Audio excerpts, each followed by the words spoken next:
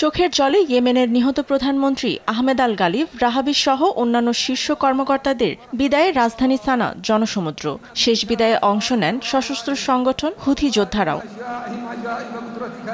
গেল বৃহস্পতিবার ইসরায়েলি বিমান হামলায় নিহত হন তারা। ওই হামলার দায় স্বীকার করে ইসরায়েলি প্রধানমন্ত্রী কাজ একে হুতির বিরুদ্ধে কঠোর আঘাত হিসেবে বর্ণনা করেছেন। হুথির শীর্ষস্থানীয় কর্মকর্তাদের মৃত্যুতে দলটির নেতৃত্বে সৃষ্টি হয়েছে এক প্রকার শূন্যতা। তবে এরই মধ্যে উপপ্রধানমন্ত্রী মোহাম্মদ আহমেদ মিফতাকে নিয়োগ দেওয়া হয়েছে ভারপ্রাপ্ত প্রধানমন্ত্রী হিসেবে। এরপরও ইয়েমেনিদের মনোবল এখনও অটুট।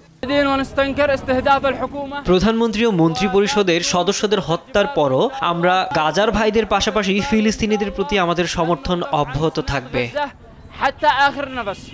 হুঙ্কার দিয়ে ইসরায়েলের বিরুদ্ধে প্রতিরোধ অব্যাহত রাখার ঘোষণা দিয়েছেন হুথি নেতা আব্দুল মালিক আল হুথি। সবভাবে আমরা ইসরায়েলের বিরুদ্ধে প্রতিরোধ বজায় রাখব, সর্বোচ্চটা দিয়ে ফিলিস্তিনের জনগণকে রক্ষা করব। ইসলামের শত্রু ইসরায়েলকে ঘায়েল করার জন্য আমাদের পবিত্র যুদ্ধ চলবে।